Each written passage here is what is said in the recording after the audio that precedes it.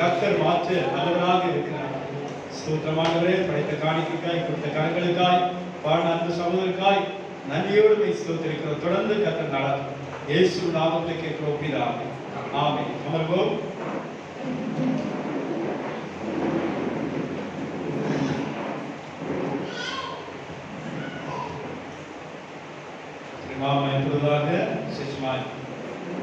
இந்த அக்டோபர் மாதம் கடந்த 9 மாதங்கள் நாம் கடந்து வந்தோம். இப்பொழுது 10ஆம் மாதத்திலே நாம் காணப்படுவோம். கடந்த 1ஆம் தேதியிலே வாக்குத்தத்த ஆராதனை நடைபெற்றது. அநேக கர்த்தருடைய பிள்ளைகள் வந்து அதில் கலந்து கொண்டார்கள். அதற்காக ஸ்தோத்திரம். இந்த மாத வாக்குத்தத்தமானது ஏசாயா 44:24 ஆண்டவர் கொடுத்தார். 44:24 உன் மீட்பரும் தாயின் கர்ப்பத்தில் உன்னை உருவாக்குறவருமாகிய கர்த்தர் சொல்கிறதாவது, நானே எல்லாவற்றையும் செய்கிற கர்த்தர். அல்லேலூயா.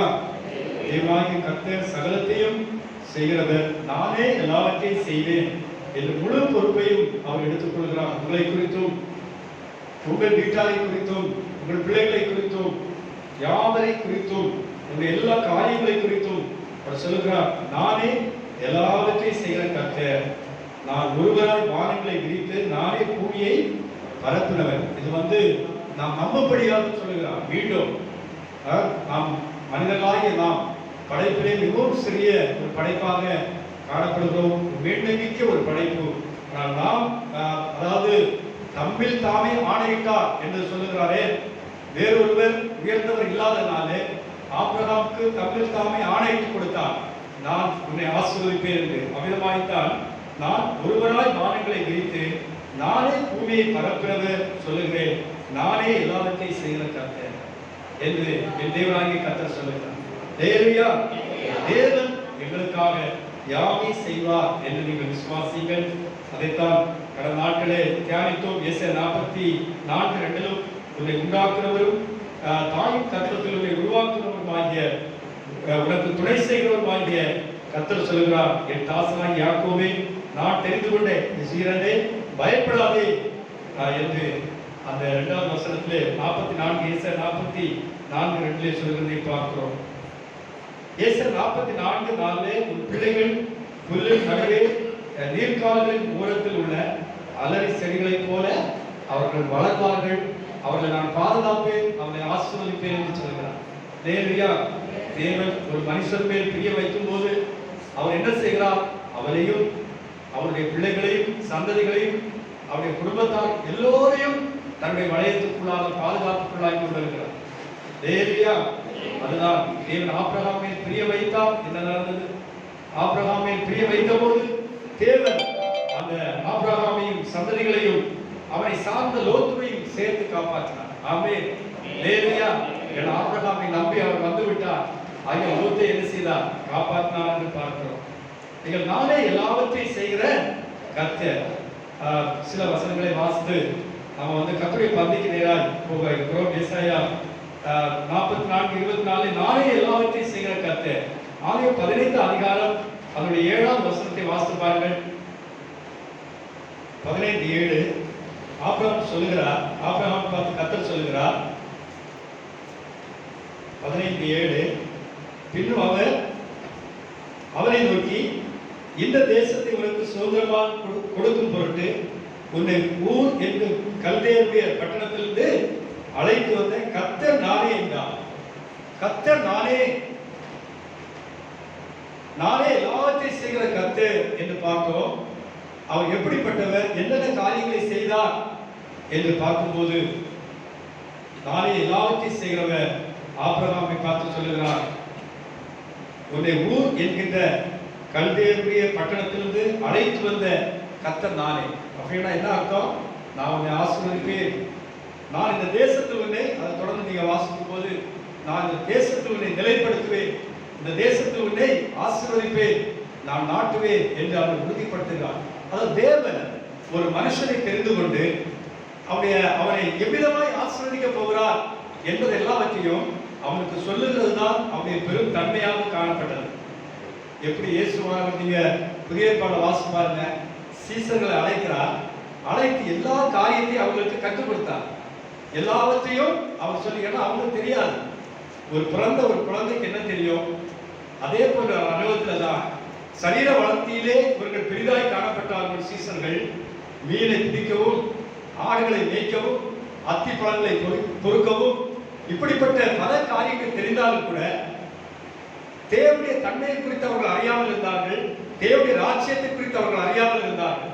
அதில் தேவன் அவங்களுக்கு ஒரு பிள்ளைக்கு நம்ம இதை தொடாத, இதை செய்யாத, அதை போய் எடுத்துட்டு வா, எப்படியெல்லாம் நம்ம சொல்லுவோம் யோசிச்சு பாருங்க. ஏன்னா அது தெரியாது, அது மேல எவ்வளவு கருத்தா இருக்கும். சரியா? அமிதமாய்த்தான் தேவன் தம்முடைய அந்த சீசர்களுக்கு சொல்லிக் கொடுத்தார். இதை பழைய ஏற்பாடும் இந்த காரியம் தான். குமாரன் எப்படி சீசர்களுக்கு சொல்லிக் கொடுத்தாரோ பிதாவாகிய தேவன் என்ன செய்தார்? நோவாவை பார்த்து சொல்றார், நீ கொப்பேர் மரத்தினால ஒரு பேடை உண்டாக்குன்னு சொல்லுகிறார். ஆசரிப்பு கூடாரத்தை நீ ஸ்தாபிக்க வேண்டும் என்று சொல்லி மோசேக்கு காரியங்களை குறித்து சொல்லுகிறார். பாருங்க, ஒன்றொன்றும் அவருக்கு நம்ம அவர்களுடைய சுயத்தினால் அல்ல, தேவன் அவர்கள் கொடுத்த ஆலோசனையின்படி செய்கைகளையும் விருப்பங்களையும் நம்மளை உருவாக்குற தேவன். பழைய ஏற்பாடுல பிதாவுக்குள் இருந்த அதே சுபாவம் தான் புதிய ஏற்பாடுல கிறிஸ்துவுக்குள் அது காணப்பட்டது. அவர் சீசனுக்கு போதித்தார் என்று பார்க்கிறோம். இங்கே சொல்லும் போது நீ ஒரு காரியத்தை மனதில் வைத்துக்கொள், நான் உன்னை ஊர் என்கின்ற கல்தேருடைய பட்டணத்தில் அழைத்து நான் என்ன செய்தேன்? உன்னை இஸ்ரேல் தேசத்துக்கு நான் கொண்டு வந்தேன். நான் தான் உன்னை அழைத்து. இவங்க எல்லாம் நோவாவின் வம்சமா இருந்தார்கள். சரியா? அந்த பேழை வந்தாங்க, தங்கி எல்லா ஜனங்களும் அதுக்கு முந்தி எல்லாம் அழிந்து போய் அதிலிருந்து இவர்கள் சந்ததிகள் பெருகி இவர்கள் என்ன செய்கிறார்கள்? மறுபடியும் இந்த பேழை எங்க போய் அரராத் மலையில தங்கிச்சு. அப்ப அதை சார்ந்த ஏரியாக்கள்ல இவர்கள் தங்கியிருந்தார்கள். அங்கிருந்து மீண்டும் அந்த ஜலமானது அவங்க கொண்டு போனாலும் கூட மீண்டும் எந்த இடத்துல தேவனுடைய முகம் காணப்பட்டதோ, அவருடைய பார்வை காணப்பட்டதோ இஸ்ரேல் தேசத்தில், அந்த இடத்துல என்ன செய்கிறார்? கொண்டு வருகிறார் தன்னுடைய பிள்ளைகள்.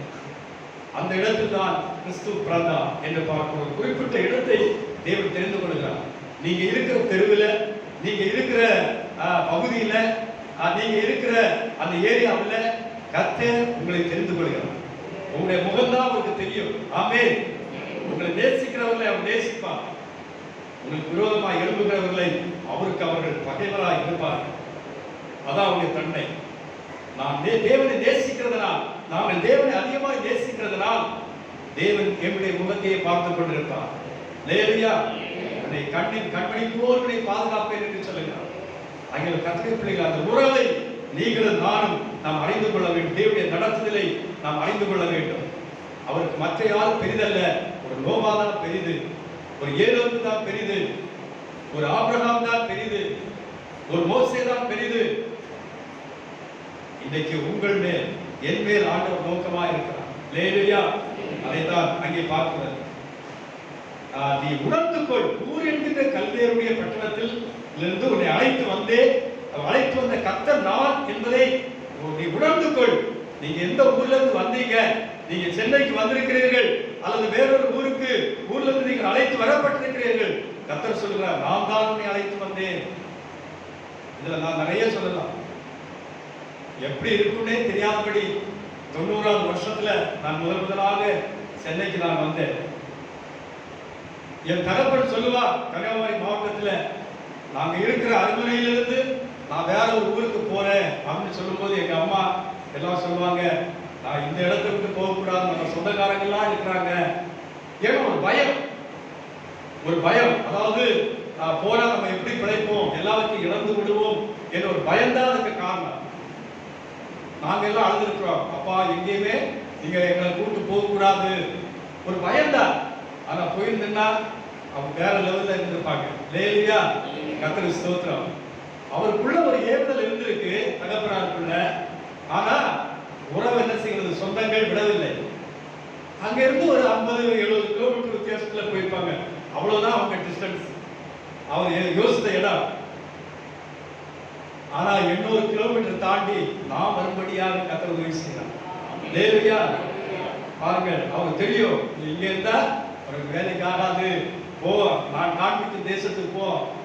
ஒரு பையோட நான் என்ன செய்தேன்? வந்த 90ஆவது வருஷத்துல கர்த்தர் மனைவி பிள்ளைகளை கொடுத்து ஆண்டவர் ஆசீர்வதித்தார். ஆபிரகாமை கல்தேய தேசத்திலிருந்து அவர் அழைத்து, நான் காண்பிக்கும் தேசத்துக்கு நீ போ, உன்னை அழைத்து வந்த கர்த்தர் நான் என்பதை மறவாதே. உனக்கு நன்மைகள் வந்திருக்கலாம், ஆசீர்வாதங்கள் வந்திருக்கலாம், ஆனால் நான் எந்த சூழ்நிலையில் உன்னை அழைத்து வந்தேன் என்பதை நீ மறவாதபடி எச்சரிக்கையாயிரு. அது உபாகமத்தில் சொல்லுவார், நீ எச்சரிக்கையாயிரு.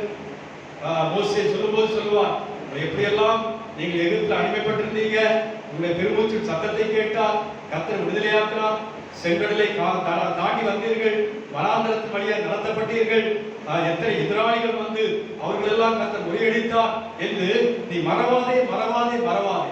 இதுதான் நம்ம பிள்ளைகளுக்கு சொல்லணும். சரியா? வரும் காலங்கள் கொடிய காலங்கள். இந்த கொடிய காலத்தில் நம்ம பிள்ளைகளை கர்த்தருக்குள்ளாக நிலைநிறுத்துவதுதான் புத்தியுள்ள ஒரு தகப்பனாக தாயாக காணப்படுகிறது. அப்படியே வழிக்கு போகிற இருதயம் உள்ளவர்களாக இந்த உலகத்தோடு நம்ம கலைந்து போறோம் என்றால் நம்ம தேவனுக்கு சத்துருக்களாய், தேவன் நமக்கு சத்ருவாய் மாறுவார். இஸ்ரவேல் ஜனங்களுக்கு அநேக நேரங்களில் சத்ருவாய் மாறினார். ஏன்னா அவருடைய தன்மை இல்லாமல் போயிடுச்சு, அவருடைய கிருபை அவரிடத்தில் இல்லாமல் போயிடுச்சு. ஆகியத்தான் ஆபிரகாம் சொல்லுகிறார், ஆபிரகாம் சொல்லுகிற பதம் வேற. அவர் சொல்லுகிறார், நான் உன்னை அழைத்து வந்த கர்த்தர், நான் இந்த தேசத்திலே உன்னை ஆசீர்வதிப்பேன் என்று அவர் அங்கே பேசுகிறதை பார்க்கிறோம். நான் தான் அழைத்து வந்தேன், நான் என்ன செய்வேன்? ஆசீர்வதிப்பேன். ஐயாவே கர்த்தர் அவருடைய வம்சத்தை ஆசீர்வதித்தார் என்று வேதம் சொல்கிறது. நீ இந்த தேசத்தை சுதந்திரித்து சுதந்திரமாய் உனக்கு இந்த தேசத்தை கொடுப்பேன் என்றார். அதே ஆதியாகமம் 31:13 வாசிக்கும் போது, நீ தூணுக்கு அபிஷேகம் செய்து எனக்கு பொருத்தனை பண்ணின பெத்தேலே உனக்கு தரிசனமாகிய தேவன் நானே என்று யாக்கோபுக்கு சொல்கிறார். லேலியா அவன் ஒரு அடையாளம், ஒரு தூணை நிறுத்தி அதுக்கு ஒரு அடையாளம், என்னை ஆசீர்வதிக்க வேண்டும் என்ற ஒரு அடையாளத்தை தான் கொடுத்தார். இன்றைக்கு தூணையே என்ன செய்தாங்க? கல்லையே தெய்வமாக வணங்குகிறார்கள். இதெல்லாம் அவர்கள் பிடித்துக் கொண்டு தேவனை விட்டுவிட்டார்கள். இந்திய உலகத்தில் இருக்கிற ஜனங்கள் கர்த்தருடைய பெரிதான கிருபையினால் நாம் யாக்கோபின் தேவன் நம்முடைய தேவன். யாக்கோபு கல்லை வணங்குவதற்காக அப்படி செய்யவில்லை, அடையாளமாய் அவன் செய்தான். இதோ அந்த சூழ்நிலையில் அவர் சொல்லுகிறார், நீ தூணுக்கு அபிஷேகம் செய்து எனக்கு பொருத்தனை பண்ணின பெத்தேலே உனக்கு தரிசனமான தேவன் நானே என்று அங்கே சொல்லுகிறார். கர்த்தர் நமக்கு தரிசனமான தேவன். நம்ம ஒரு பெரிய நோக்கம், கர்த்தர் ஆபிரகாமோடும் ஈசாக்கோடும் காணப்பட்டார், அதன் பின்பு யாக்கோபோடு கூட இருந்தார். ஒரு பிள்ளை 2 பிள்ளையை வைத்து மனைவி ஓடு பாருங்கள், குடும்பம் நடத்துகிறவர்களுக்கு புருஷனுக்கே அலறி கொண்டிருக்கிறார்கள். பெரிய பாரம், பெரிய கஷ்டம் அப்படின்னு சொல்லிட்டு. சரியா? ஏன்னா அந்த தகப்பனுடைய உள்ளத்துலதான் சகல அந்த சுமைகளும் பாரங்களும் வரும். அந்த தாயாரவள் பங்கு எடுத்துக்கொண்டாலும் கூட எல்லா அநேக பொறுப்புகள் தகப்பனிடத்திலே வரும். இப்ப பாருங்க, யாக்கோபுக்கு யார் அவருடைய பாரத்தை பகிர்ந்து கொள்ள இருக்கிறாங்க? இந்த மனைவிமார்கள், பிள்ளைகள், இவருடைய பாதுகாப்பு, இவருடைய எதிர்காலம், இப்படி அத்தனை ஒரு பொறுப்புகளும் யாக்கோபாகிய அவருடைய அந்த இருதயத்திலே அவன் அந்த பாரங்களை சுமந்து கொண்டே இருந்தான். பெரிய குடும்பம், பெரிய குடும்பம். ஒரு பிள்ளை 2 பிள்ளைக்காக நம்ம கஷ்டப்படுகிறோமே, ஆனால் 12-13 பிள்ளைகள், மனைவிகளும் வேலைக்காரிகளும், பாருங்கள் எவ்வளோ ஒரு பொறுப்பை வேலைக்காரர்கள், மிருக ஜீவன்கள் சகலத்தையும் அவன் அதை நடத்துகிறவனாக இருக்க வேண்டும். பெரிய பொறுப்பு. நீங்க அப்படியே எனக்கு தாங்க முடியாத பாரம், நிறைய பொறுப்பு, நிறைய வேதனை, எனக்கு கஷ்டம் அப்படின்னா குடும்ப வாழ்க்கையில நீங்க யாக்கோபை தான் நீங்கள் எடுத்துக்கொள்ள வேண்டும். லேலியா பயங்கரமான ஒரு பாரம் நிறைந்தவராக, சுமக்கிறவராக, யாருக்கும் ஒரு சேதம் வரக்கூடாது என்று அவன் யூகித்து செயல்படுகிறவனாக காணப்பட்டான் யாக்கோபு. சொந்த சகோதரன் அவனுக்கு இவர்களுடைய குடும்ப சண்டையிலே, போராட்டத்திலே அவன் என்னுடைய பிள்ளைகளையோ மனைவிகளையோ என்னுடைய வேலைக்காரர்களுடைய மிருக ஜீவன்களையோ அவன் என்ன செய்யக்கூடாது, பழி வாங்கக்கூடாது என்று யோசித்து சேஸ்மாவுடைய பிள்ளைகள், மனைவிகள், அவருக்கு உண்டானவர்களை யாரும் தொடக்கூடாது, சொந்த சகோதரனாக இருந்தாலும் அவர்கள் கை வைக்கக்கூடாது என்று வாரத்தோடு கூட அவன் ஞானத்தோடு செயல்பட்டவன் யாக்கோபு. மனைவிகளுக்கு தெரியுமா, பிள்ளைகளுக்கு தெரியுமா? தெரியாது. ஆனா யாக்கோபுடைய இருதயம் எப்படி இருந்தது? இப்படிப்பட்ட ஒரு தகப்பன் உங்களுடைய குடும்பத்திலே காணப்பட்டால், இப்படிப்பட்ட ஒரு புருஷன் உங்களுடைய குடும்பத்திலே காணப்பட்டால், அதுதான் தேவன் உங்களுக்கு கொடுத்த பாதுகாப்பு. ஆமென். தேவன் கொடுத்த பாதுகாப்பு. மனைவிக்காக, பிள்ளைகளுக்காக வாரப்படுகிற ஒரு தகப்பன், ஒரு புருஷனுக்காக வாரப்படுகிற ஒரு மனைவி, பிள்ளைகளுக்காய் கரிசனையோடு நடத்துகிற ஒரு தாய், மனைவியானவள், அதுதான் ஒரு பெரிய ஆசீர்வாதமான ஒரு பங்கு என்பதை நாம் அறிந்து கொள்ள வேண்டும். அங்கே குடும்ப தலைவர்கள் வாரங்கள் வரும்போது அநேக நேரங்களில் யாக்கோபை தான் நினைத்துக் கொள்ள, நேற்று கூட யோசித்துக் கொண்டிருந்தேன். சின்ன சின்ன ஒரு இதுகள்லாம் கூட நமக்கு இவ்வளவு கஷ்டமா இருக்க, இவ்வளவு பெரிய ஒரு குடும்பத்தை எப்படி அவர் நடத்தி இருப்பார், யார் அவருக்கு சப்போர்ட் பண்ணி இருப்பாங்க. சில நேரத்துல வாரங்களை நம்ம சுமக்கிறோம், நம்முடைய வாரத்தை அறிந்து கொள்ள உணர்ந்து கொள்ள முடியாதவர்கள் இருப்பார்கள் குடும்பத்தில். அப்படி இருக்கும்போது யாக்கோபு அப்படித்தான் அவருடைய மாமனார் அல்லது லாபானாலோ எத்ரோ இல்ல அவருடைய மாமனார், இவர்களால லாபான்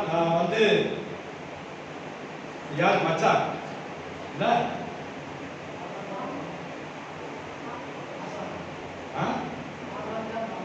மாமா பாருங்க, எத்ரோ மன்னிக்கவும் பாருங்கள் கர்த்தருடைய பிள்ளைகளை. அப்படிப்பட்ட இவர்கள் இந்த குடும்பத்துல அவன் அவர்கள் எல்லாவற்றையும் சமாளித்து, இங்கேயும் போராட்டம், இப்ப அவன் சந்திக்க போற இடத்திலேயும் போராட்டம் இருந்தது. ஏசாவிடத்திலும் அவர்கள் எல்லாவற்றிலும் கர்த்தர் அவனுக்கு துணை நின்றார். நான் சொல்கிறார், யாக்கோபே நான் உனக்கு துணை செய்கிறேன் என்று சொல்லி அவனை அற்புதமாய் நடத்தினார். அதனால்தான் இங்கே பார்க்கிறோம், நீ தூணுக்கு அபிஷேகம் செய்து எனக்கு பொருத்தனை பண்ணின பெத்தேலே உனக்கு தரிசனமான தேவன் நானே என்று சொல்லுகிறார். பெத்தேலே உனக்கு தரிசனமான தேவன் நானே. நான் உன்னை எங்க தெரிந்து கொண்டேன்? நீங்க யோசிச்சு பாருங்க.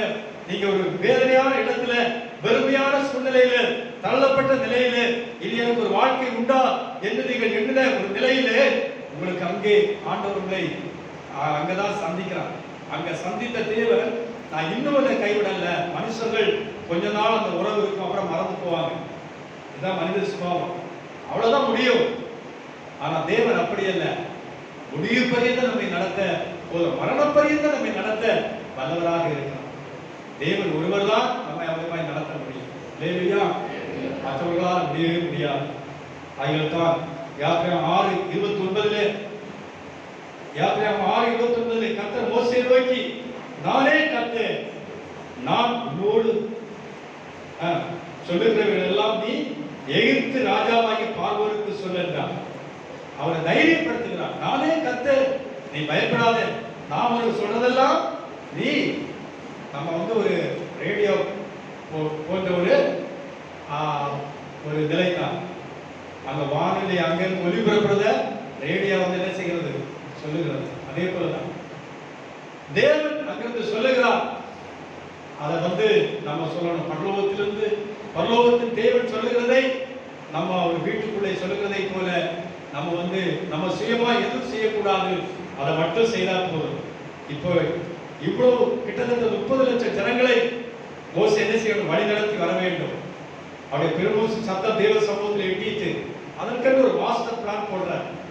ஒரு சின்ன ஒரு பிரயாணத்துக்குன்னா அதுக்கேற்ற பிளான், ஒரு வீட்டுல திருமணம் நடக்கிறதுன்னா அதுக்கேற்ற பிளான், ஒரு வீடு கட்டுறோம்னா அதுக்கேற்ற ஒரு திட்டத்தை நம்ம போடுவோம்.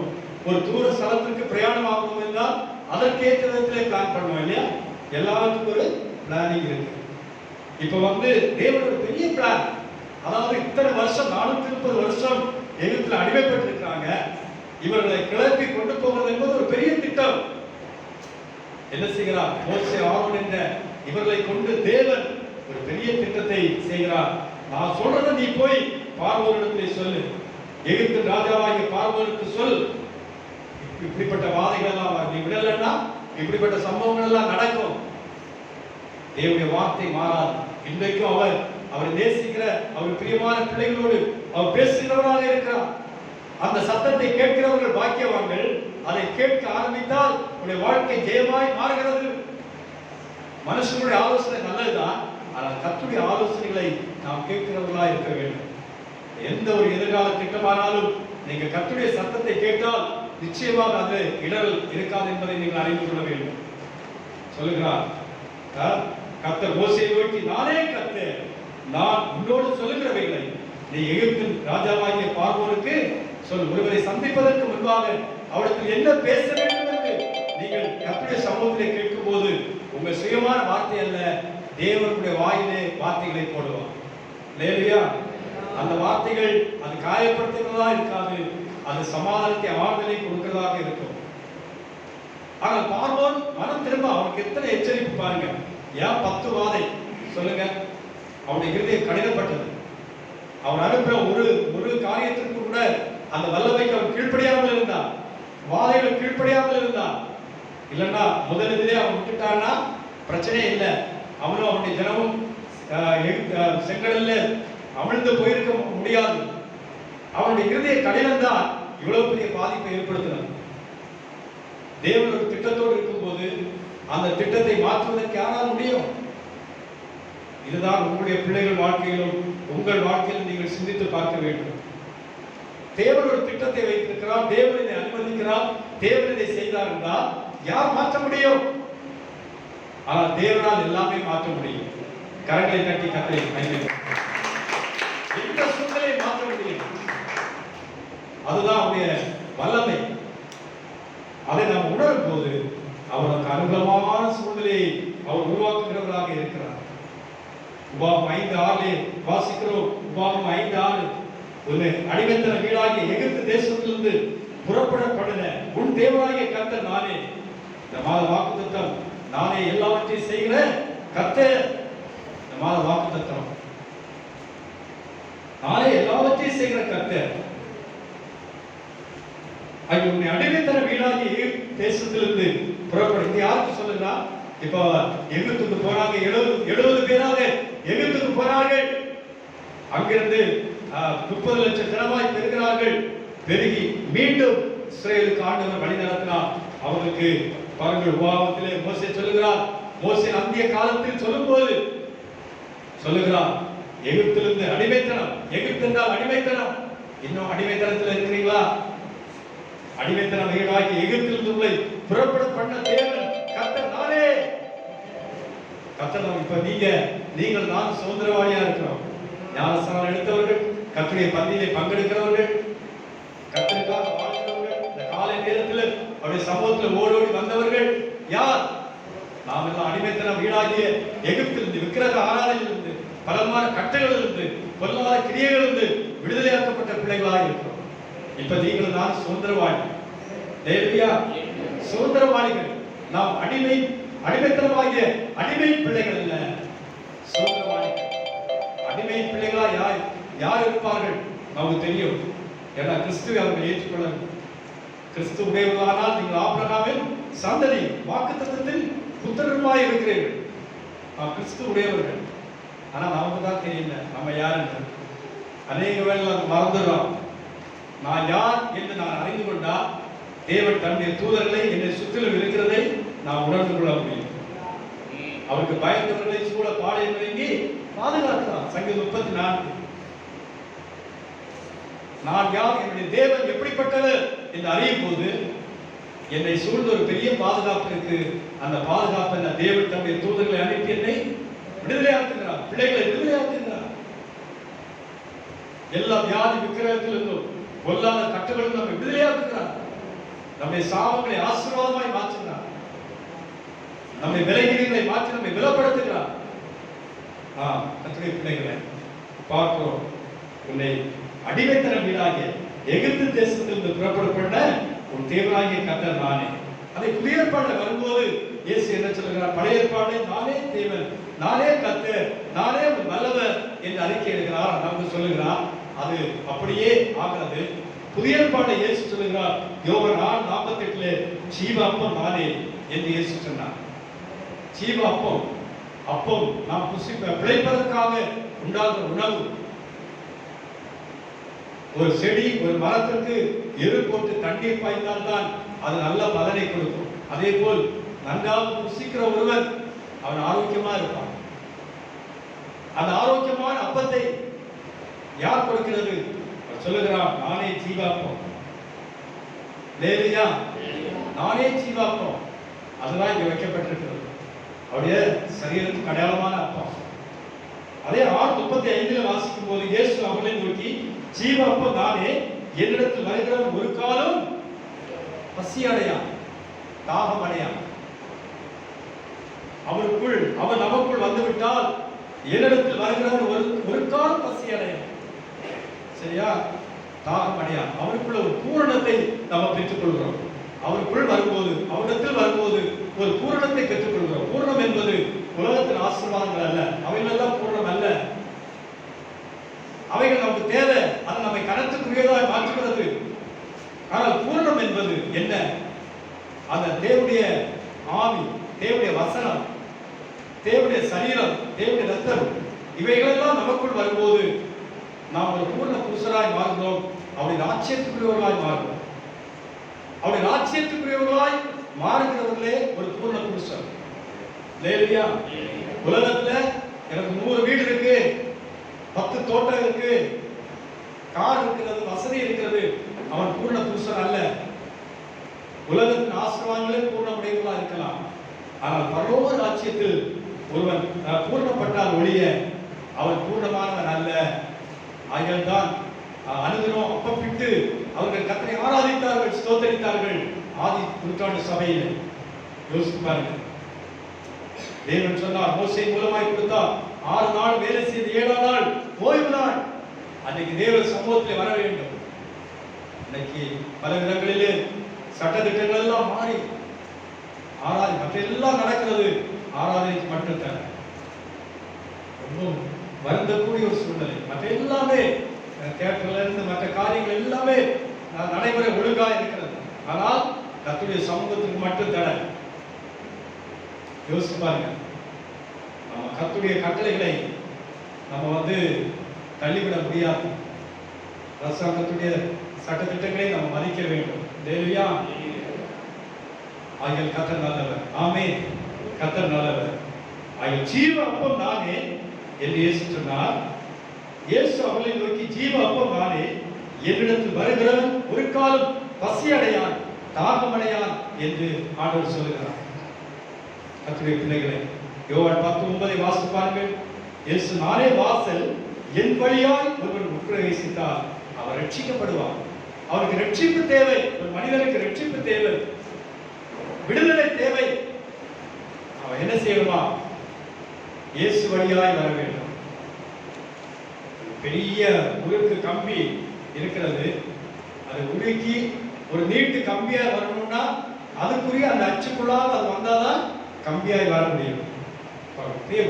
அப்படியே நம்ம கம்பி தயாரிக்கிற இதை நம்ம பார்க்கிறோம், உருகி அப்படியே இருக்கிறது. அதை என்ன செய்யறாங்க? அச்சுகள் அப்படியே விடுகிறார்கள். அது ஒரு சின்ன கம்பியாக, பெரிய கம்பியாக அது வழியா வந்தாதான் அது வீட்டுக்கு உபயோகமாக அல்லது மற்றொரு காரியங்களை செய்ய உபயோகமாய் மாறும். அதாவது ஒரு மரம் இருக்கிறது, அந்த மரம் வெட்டப்பட்டு அது அந்த கார்பெண்டர் அந்த அவருடைய கைப்பட அந்த உளிப்பட்டு அந்த காரியங்களை செய்தாதான் ஒரு வாசக்காலாய் மாறுகிறது, ஒரு கதவாக மாறுகிறது, ஒரு ஜன்னலாய் மாறுகிறது. பாருங்க, மரம் அப்படியே வீட்டுக்கு பயன்படுவதில்லை. இப்ப அதே போலதான் ஆண்டவர் சொல்லுகிறார், என்படியாய் ஒருவர் உட்பிரவேசித்தால் அவர் ரட்சிக்கப்படுவார். அவர் பரலோகத்துக்கு ரட்சிப்பு எதற்காக? பூமி வாழ்க்கைக்கு ரட்சிப்பு ரொம்ப பிரதானம் இல்லை. ரட்சிக்கப்படாத எத்தனை பேர் வாழ்ந்து கொண்டிருக்கிறார்கள், ரட்சிக்கப்படாமல் செத்து போறார்கள், பேருக்கெல்லாம் பெற்றார்கள். ரட்சிப்பு என்பது மீட்பு, அது பரலோகத்துக்கு நாம் போவதற்கான வழி. லேலியா, அதுக்குதான் நம்ம பிரயாசப்படுறோம். இத்தனை ஊழியக்காரர்கள், இத்தனை கர்த்தருடைய பிள்ளைகள் இந்த உலகத்தை விட்டு கடந்து போறாங்க. கர்த்தருடைய பந்தியை புசித்தவர்கள், ஊழியத்தை நிறைவேற்றினவர்கள் அநேக இந்த உலகத்தில் அவர்கள் வாழ்ந்து ஒரு குறிப்பிட்ட காலத்துக்கு பின்பு அவர்கள் போய் இளைப்பார்க்கிறார்கள். பெரிய பெரிய பாஸ்டர்ஸ், டிபிஎம், பெரிய போதகர்கள், அவங்க தான் அப்படி நிறைய ஊழியக்காரங்க பார்த்தீங்கன்னா இங்கே தான் புதுமேடு பகுதியில் தான் அவங்க எல்லாம் அடக்கம் பண்ணியிருக்கிறாங்க. பெரிய போதகர், இன்டர்நேஷனல் அளவில் இருக்கிற யோசிப்பாங்க. அவர்களெல்லாம் முதிர் வயதில் போய் சேர்க்கப்பட்டிருக்கிறாங்க. நம்ம எவ்வளோ பிரயாசப்பட்டாலும் எவ்வளோ நம்ம வாழணும் அப்படின்னு யோசித்தா கூட தேவன் என்ன செய்கிறார்? ஒரு குறிப்பிட்ட காலத்தில் அவர்களெல்லாம் களஞ்சியத்தில் சேர்க்கிறார். அதை நான் யோசித்து பார்த்தேன். ஆண்டவராய் இயேசு கிறிஸ்து 33 வயதில் அவர் என்ன செய்தார்? நமக்காக அவர் மரணத்தை பெற்றுக்கொண்டார். உங்களுக்காக, எனக்காக. ஏன், என்ன காரணம்? நாம் எல்லாம் ஒரு நீண்ட காலம் வாழ்வதற்காக. ஆமென். நம்ம சாகக்கூடாது என்பதற்காக அவர் என்ன செய்தார்? என்னுடைய விலைகள் வரும்போது, போராட்டம் வரும்போது, என்னுடைய தோல்விகள் வரும்போது எல்லாவற்றையும் அவருடைய சிலுவையின் மேல நான் வைக்கிறேன். அவர் சுமந்து என்ன செய்கிறார்? தீர்த்தார். சுமந்து தீர்த்தார். சொல்லுகிறார் இயேசு, நானே வாசல், என் வழியாய் ஒருவன் பிரவேசித்தார். அவர் வழியா நடக்கிறீங்களா? வழி இதுவே, இதிலே நடவுங்கள். அவர் வழியில நடக்கிறீங்களா? இல்ல உலகத்தை பார்த்து வேதனைப்பட்டுக் கொண்டிருக்கிறீர்களா? அதெல்லாம் மறந்துட்டு என் தேவன் எனக்கு, என் சந்ததிகளுக்கு வைத்திருக்கிற வழி, பாதை, அதை மட்டும்தான் நான் பார்க்கிறேன். தேவியா, என் சபையாருக்கும், என் ஜனத்திற்கும், என் சந்ததிகளுக்கும், எனக்கும் அவர் வைத்திருக்கிற பாதை மட்டும்தான் எனக்கு தெரியும். குதிரைக்கு கண்களை மறைத்து என்ன செய்வாங்க? அதை வைத்திருப்பேன். அந்த பாதை மட்டும்தான் தெரியும். இப்ப அதெல்லாம் கிடையாது. முந்தைய காலத்துல அதை செய்வாங்க. அது வேற எதுவுமே பார்க்காது. அந்த வழியை, அந்த பாதை மட்டும்தான் தெரியும். அதே போல் ஒரு விசுவாசி தேவ பிள்ளைகளுக்கு வேற எதையும் நம்ம தெரிய வேண்டிய அவசியம் இல்லை. நமக்கு தெரிய வேண்டியது தேவன் நமக்கு நியமித்த பாதை, வழி. நம்முடைய குடும்பம், நம்முடைய சபை, நம்முடைய தாய் தகப்பன், நம்முடைய குடும்பத்தான். சரியா? அதுக்கப்புறம் தான் தேசம். அதுக்கப்புறம் தான் தேசம். நான் சொல்றாரு, என் சகோதரர்களுக்கு லாசர் அனுப்பும், அவருடைய நுனி விரல் தண்ணீர் எனக்கு தொட்டு வையோ. ஐஸ்வர்யவான் நரகத்தில் வேதனை பண்றான், வர முடியாது. அவர் பெரிய பிளர்ப்பு இருக்கிறது. நீ வர முடியாது, இங்கிருந்து அனுப்பவும் முடியாது. அப்படியானால் பூமியில அனுப்பும் லாசர்கள். ஒரு முறை அங்க போயிட்டா திரும்ப பூமியில வர முடியாது. புதிய பூமியில தான் வர முடியும். புதிய பூமி, புதிய எரிசல். இந்த தூதன் விழுந்து சேதப்படுத்துகிற இந்த பூமியில இரண்டாவது அனுப்புறதே இல்லை. இந்த பூமியை புதிதாக்குவோம். லேலியா, இந்த பூமியை புதிதாக்கி தேவன் 1000 வருஷம் அரசாட்சியை கொடுத்தான். அன்னைக்கு படைத்து, ஆதாமை படைத்து கொஞ்ச நாள்ல பிசாசு வஞ்சித்து தேவனுடைய திட்டத்தை மாற்றி போட்டார். 1000 வருஷம் வாழ வேண்டும் என்றுதான் ஆண்டவர் திட்டத்தை வைத்திருந்தார். அதை விழுந்து போன தூதன் என்ன செய்தான்?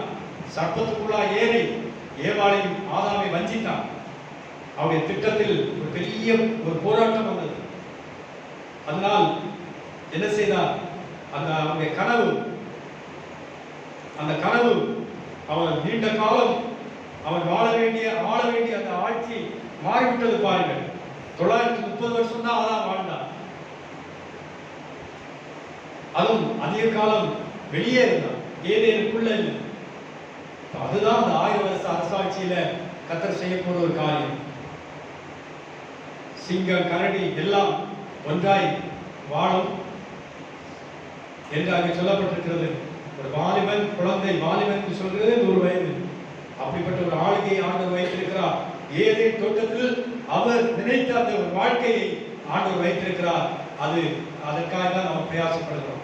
இந்த 50 வருஷம், 60 வருஷம், 70 வருடம் அல்லது 80 பலத்தின் மீறினால் 80 ஆண்டுகள் வாழ்கிற ஒரு வாழ்க்கை, அதுக்கு மேல நிறைய பேர் போக முடியவில்லை.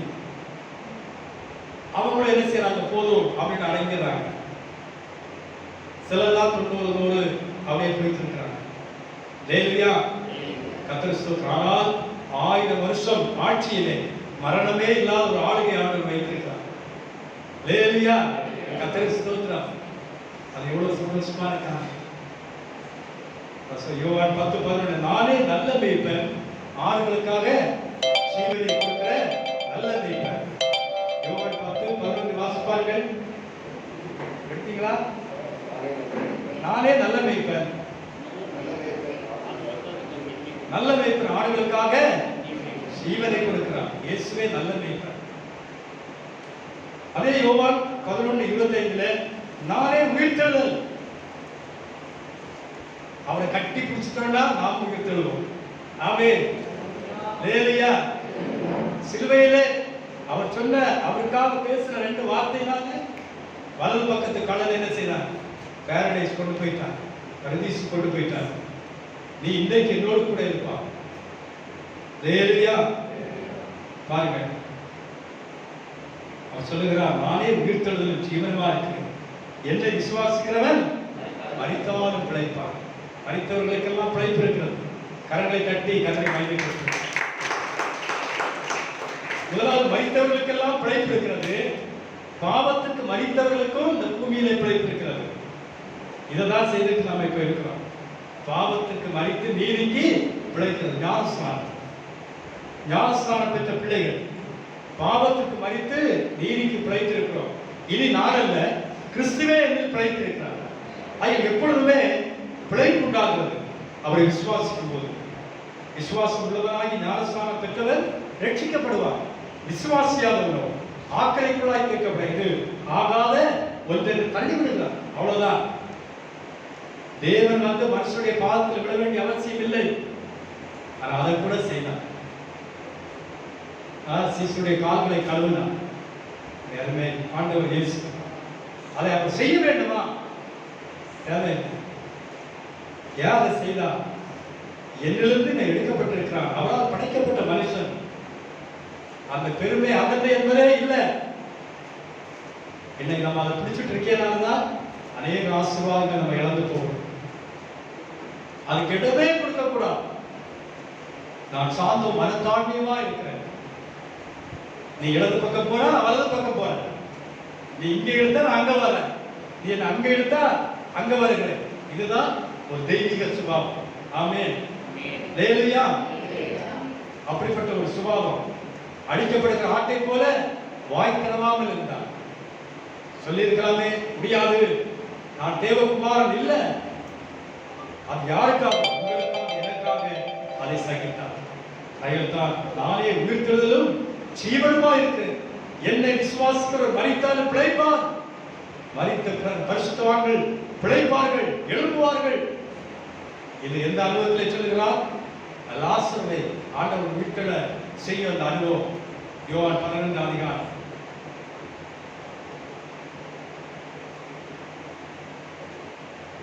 நானே உயிர்த்தெழுதலும் ஜீவனுமா இருக்கிறேன்.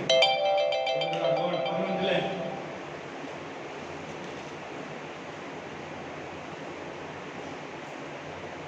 40 வாசிக்கிறோம். 11:40 நீ விசுவாசித்தால் தேவனுடைய மகிமையை காண்பாய். இயேசு அவளை நோக்கி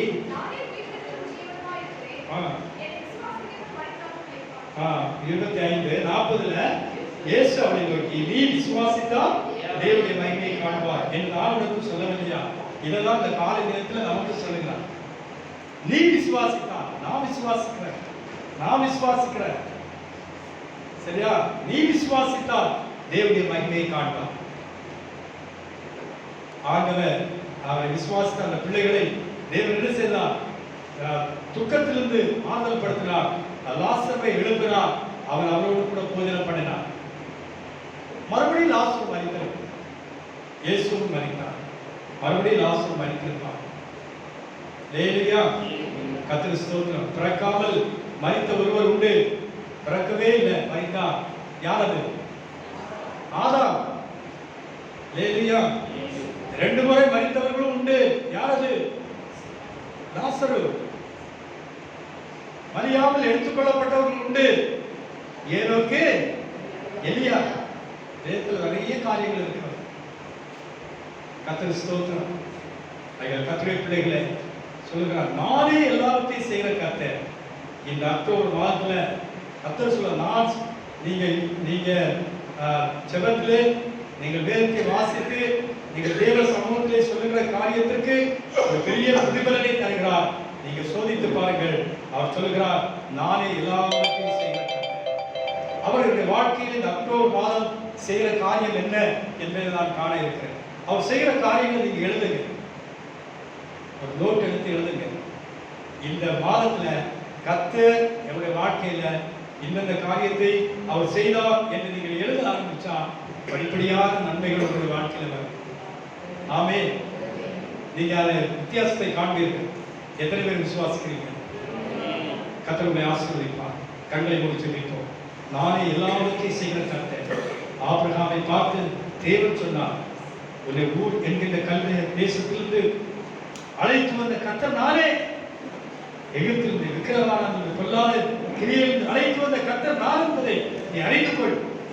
நான் உன்னை இந்த தேசத்திலே நாட்டுவேன், உன்னை ஆசீர்வதிப்பேன், உனக்கு பூர்ண ஆயுசை கொடுப்பேன் என்று கர்த்தர் சொல்லுகிறார். உனக்கு அபிஷேகம் செய்து எனக்கு பொருத்தனை பண்ண பெத்தேலில் உனக்கு தரிசனமான தேவன் நானே. உன்னை ஆசீர்வதிக்கவே ஆசீர்வதிப்பேன், உன்னை திரும்பி வர பண்ணுவேன், உனக்கு மேன்மைகளை தருவேன் என்று சொல்லி இனி இஸ்ரவேல் எனப்படுவாய், யாக்கோபு எனப்படாமல் இஸ்ரவேல் எனப்படுவாய். அவரை உயர்த்தினார். கர்த்தர் மோசேயை நோக்கி, நானே கர்த்தர், நான் உன்னோடு கூட சொல்லுகிற வார்த்தைகள் எல்லாவற்றையும் பார்வோனுக்கு சொல்லு. நீ சுயமாய் வந்து சொல்ல வேண்டாம். சுயமாய் அதிகமாய் பேசுகிறதுனாலதான் பிரச்சனையே வருகிறது. தேவன் உங்களுக்கு உணர்த்துகிறது என்ன? தகப்பனே, மனைவியிடத்தில் என்ன பேச வேண்டும், என் புருஷனிடத்தில் என்ன பேச வேண்டும், என் பிள்ளைகளிடத்தில் என்ன பேச வேண்டும், அவர்கள் கோபப்படாமல் இருக்க நான் எப்படி நடந்து கொள்ள வேண்டும், பிள்ளைகள் என் அப்பா அம்மாவிடத்தில் என்ன பேச வேண்டும் என்று அவர்கள் அறிய வேண்டும். சுயத்திலிருந்து பேசும்போது குடும்பத்தில் சண்டை, குடும்பத்தில் போராட்டம். ஒருவேளை சுயத்திலிருந்து மோசே பேசினால் ஒரு அற்புதம் நடக்காது. மோசேக்கு விரோதமாக பார்வோன் எழுப்பியிருப்பான். ஆகையால் தான் ஞானம் மிக முக்கியம், பேசுகிறதுக்கு பொறுமை மிக முக்கியம். சொல்லுகிறார், நான் உனக்கு சொல்லுகிற எல்லாவற்றையும் நீ சொல்லு. ஒவ்வொரு நாளும் கேளுங்க, என்னுடைய நாவில் உடைய வார்த்தையை வைங்கப்பா. அதிகாரிகளிடத்தில் என்ன பேச வேண்டும், மற்றவரிடத்தில் என்ன பேச வேண்டும், எதை பேசக்கூடாது கேளுங்க. ஒரு தீர்மானம் பண்ணுங்க. ஏனென்றால் உன்னை அடிமைத்தனமாகி வீடாகி எகிப்து தேசத்திலிருந்து புறப்பட பண்ணின உன் தேவாகி கர்த்தர் நான். உன்னை எகிப்து தேசத்திலிருந்து அடிமைத்தன வீட்டிலிருந்து புறப்பட பண்ணினேன். உனக்கு ஒரு வாழ்க்கையை நான் தான் நான் அமைத்தேன். நான் தான் அதற்கு காரணம் என்று அந்த மகிமையை தேர்ந்து எடுத்துக் கொள்கிறார். ஆமென் ஆமென் என்று சொல்லி ஒப்புக்கொடுங்க. ஹல்லேலூயா. ஜீவப்பம் நானே. இயேசு அவர்களை நோக்கி, ஜீவ அப்பம் நானே, என்னிடத்தில் வருகிறவன் ஒரு கால் பசி அடையான், தாகம் அடையான். அவரிடத்தில் வந்துட்டீங்களா? இயேசுவோடு கூட தான் இருக்கிறீர்களா? நிச்சயமாய் வனாந்திரத்தில் அப்பத்தை அவர் கொடுக்கிறவர், மன்னாவை கொடுக்கிறவர். அவரிடத்தில் அவரோடு கூட இருப்பீர்கள் என்றால் தேவ தூதர்களுடைய வீட்டை வருவார். உங்களுடைய கஷ்டத்துல மனுஷர்கள் வராமல் இருக்கலாம், சில நேரத்தில் மனித வடிவிலே வரலாம். அநேக நேரங்களில் தேவன் தம்மை தூதர்களை அனுப்புகிறவராக இருக்கிறார். நானே வாசல், என் வழியாக ஒரு உட்பிரவேசித்தால் அவர் ரட்சிக்கப்படுவார், உள்ளும் புறமும் அவர் மேய்ச்சலை கண்டடைவார். இந்த பூமியில வாழ்கிற நாட்களிலே நன்மையை காண்பீர்கள், பரலோகத்திலும் நித்திய ஜீவனை நாம் பெற்றுக் கொள்வோம். ஹல்லேலூயா ஹல்லேலூயா. நானே நல்ல மேய்ப்பன். நீங்க என்ன மேய்த்து என்ன நடத்துங்கப்பா. புல்லுள்ள இடங்கள்ல ஒரு மேய்ப்பராக என்ன நடத்துங்கன்னு சொல்லுங்க. மனிதர்கள் நம்மை மேய்க்கிறது விருதா, எம்மாத்திரம் தேவர்களை மேய்த்து புல்லுள்ள அமர்ந்த தண்ணீர் எண்ணெயில் என்னை நடத்துங்க, எங்க பிள்ளைகளை நடத்துங்க. ஹல்லேலூயா ஹல்லேலூயா. நானே நல்ல மேய்ப்பன். நல்ல மேய்ப்பன் ஆடுகளுக்காய் தன் ஜீவனை கொடுக்கிறார். இயேசுதான் ஜீவனை கொடுத்தார். இயேசுதான் ஜீவனை கொடுத்தார். வேறு யார் உங்களுக்காய் ஜீவனை கொடுத்தது? இயேசுதான். ஜீவனை கொடுத்த இயேசுவை நீங்கள் எவ்வளவாய் நேசிக்க வேண்டும். காலை நேரத்தில் நாளை உயிர்த்தெழுதல் ஜீவனமாய் இருக்கிறேன், என்னை விசுவாசிக்கிற மனிதாலும் பிழைப்பான், அறியாமல் இருப்பான். ஹல்லேலூயா ஹல்லேலூயா. ஸ்தோத்திரம் ஸ்தோத்திரம் ஸ்தோத்திரம் அப்பா. ஆமென் ஆமென் ஆமென் ஆமென். ஹalleluya ஹalleluya. ஸ்தோத்திரம் ஸ்தோத்திரம் அப்பா, நீ ஸ்தோத்திரிக்கிறோம். ஆமென் ஹalleluya. நன்றி நன்றி நன்றி ஆண்டவரே, நன்றியோடு ஸ்தோத்திரிக்கிறோம்.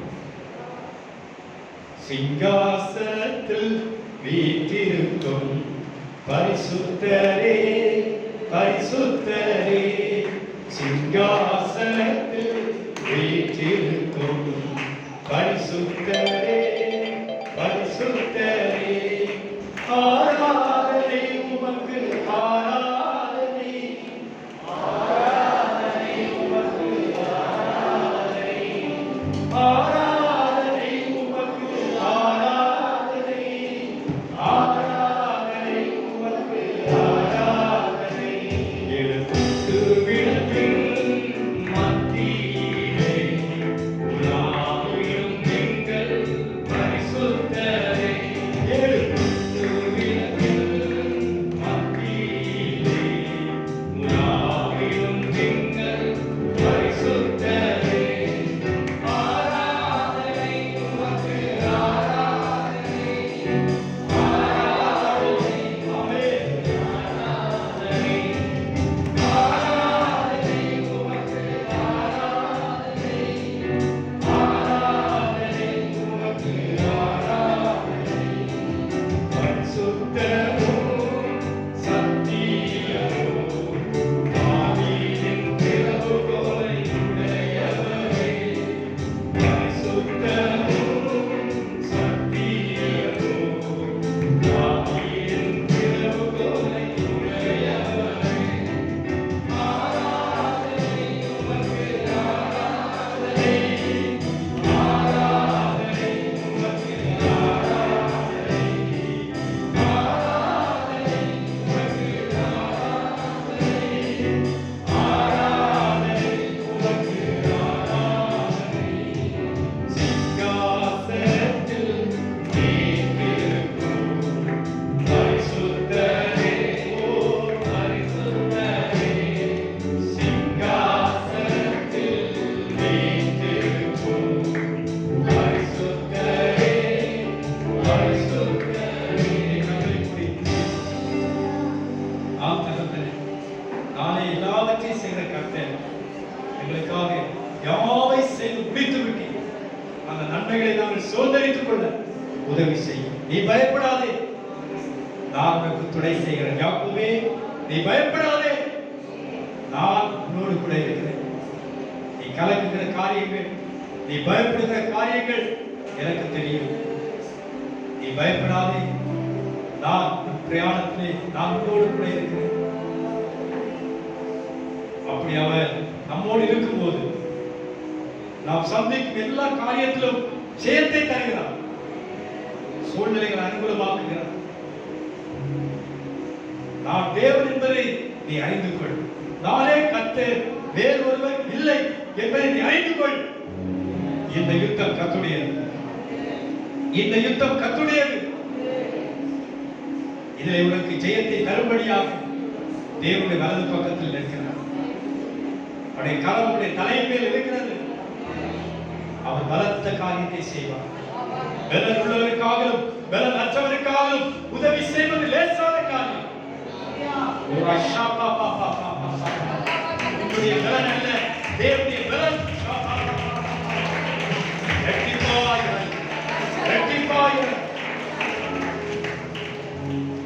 ரெட்டிப்பாயிரம் நானே எல்லாவற்றையும் செய்கிற கர்த்தர். எல்லாரும் இதாவாய்க்கு தீவிர கரெக்ட்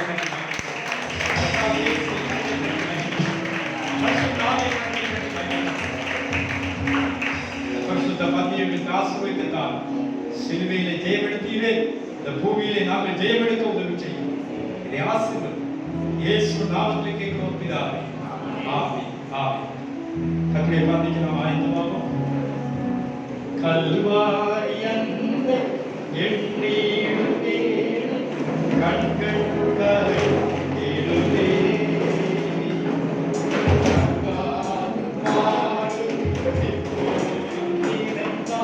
நெஞ்சம் நெகிழ்ந்திடுவே. கல்வாரி அன்பை எண்ணிடுவே, கண்கள்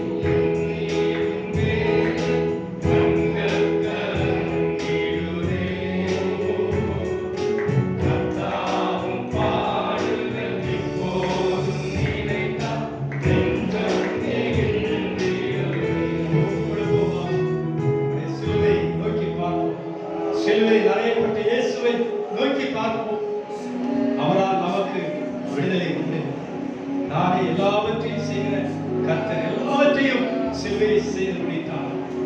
எல்லாம் முடிந்தது. 1ஆம் தேதி தியானித்தோம். எல்லாம் முடிந்தது. எல்லாம் முடிந்தது. ஹalleluya. எல்லாம் புதிதானது. ஆமென். நான் உங்களுக்கு ஒப்புவித்ததை கர்த்தரிடத்தில் பெற்றுக்கொண்டேன். என்னவெனில் கர்த்தராகிய இயேசு தான் காட்டி கொடுக்கப்பட்ட அந்த ராத்திரியிலே அப்பத்தை எடுத்து ஸ்தோத்திரம் பண்ணி இதை விட்டு நீங்கள் வாங்கி ருசியுங்கள். இது உங்களுக்காக விற்கப்படுகிற என்னுடைய சரீரமாய் இருக்கிறது. என்னை நினைவு கூறும்படி செய்யுங்கள் என்றார்.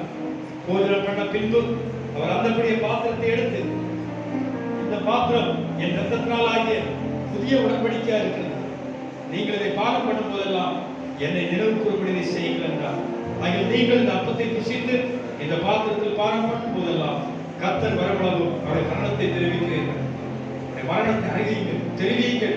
இயேசு எனக்காய் மரித்தார். இயேசு எனக்காய் மரித்தார். இயேசு எனக்காய் மரித்தார். இயேசு என்னுடைய தேவன். இயேசு என்னுடைய இரட்சகர். இயேசு என் ஆண்டவர். இயேசு என்னுடைய மணவாளன். ஹalleluya. அறிவியுங்க, அறிக்கையிடுங்க. எப்போ உங்கள் மனசுக்குள் ஆணி பாய்ந்ததை போல் காணப்படும் வசனங்களை ஆசீர்வதி. கர்த்தருடைய பந்தி ஆசீர்வதித்தார். ஸ்தோத்திரம், ஸ்தோத்திரம், ஸ்தோத்திரம். அப்பா, பரிசுத்த பந்தி எங்களுடைய பலன் உண்டாக்கட்டும். அபிஷேகத்தை ஆண்டவரே நிலைப்படுத்தட்டும். இந்த ரத்தம் எல்லா பாவத்தையும் சாபத்தையும் விலைகளை மாற்றுகிற வல்லமை மிக்க திரு ரத்தத்துக்காய் ஸ்தோத்திரம். இந்த திராட்சை ரசத்தை ரத்தத்துக்கு அடையாளமாய் நாங்கள் ஆண்டவரே இதிலே பாரப்பட்டோம். இந்த சரீர அப்பமானது இந்த சரீரத்துக்கு அடையாளமாய் ஆண்டவரே இதை நாங்கள் புசிக்கிறோம். இதை ஆசீர்வதி. கொடுக்கிற பிள்ளைகளை ஆண்டவரே இதை பலப்படுத்தும். இதை பலப்படுத்தும். புசிக்கிற ஒவ்வொரு பிள்ளைகளையும் பலப்படுத்தும். இயேசு நாமத்திலே கேட்கிறோம் பிதாவே. ஆமென், ஆமென்.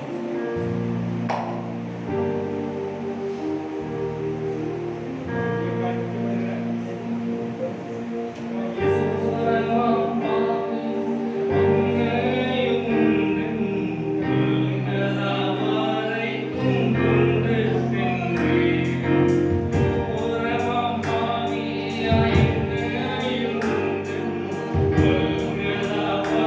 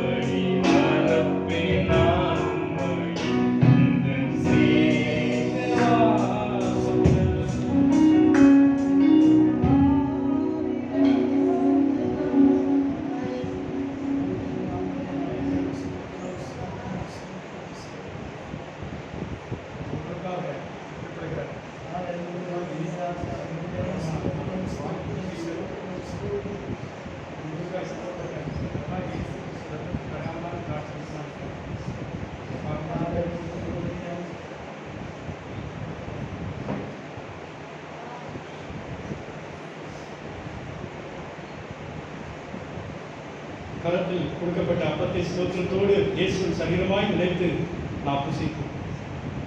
திராட்சரசமானது இயேசு ரத்தத்துக்கு அடையாளமாக இருக்கிறதிலே பாரம்படும்.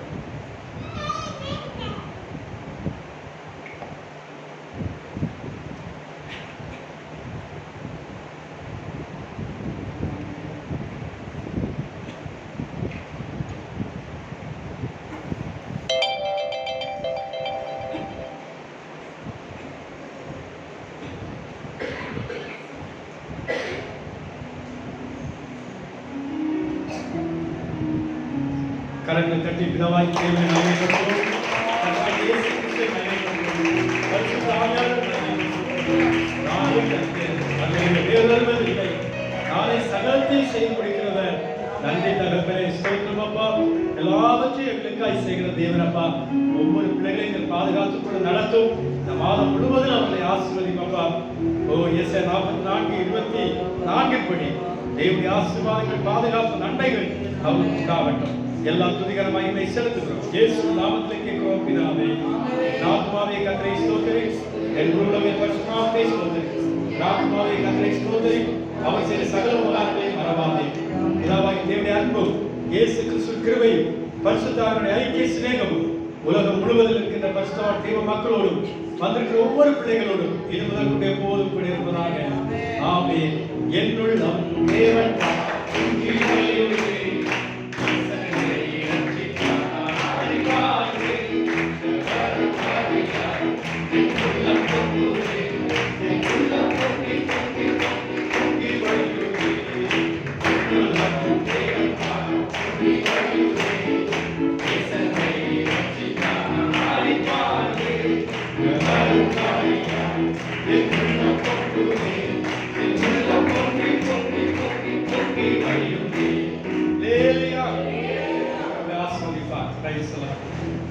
செபிக்க வேண்டியிருக்கிறதெல்லாம் காணிக்கை செலுத்துவதற்கு முன்னாடி வந்து தசம காணிக்கைகளை செலுத்த அன்பாய் கேட்கிறேன்.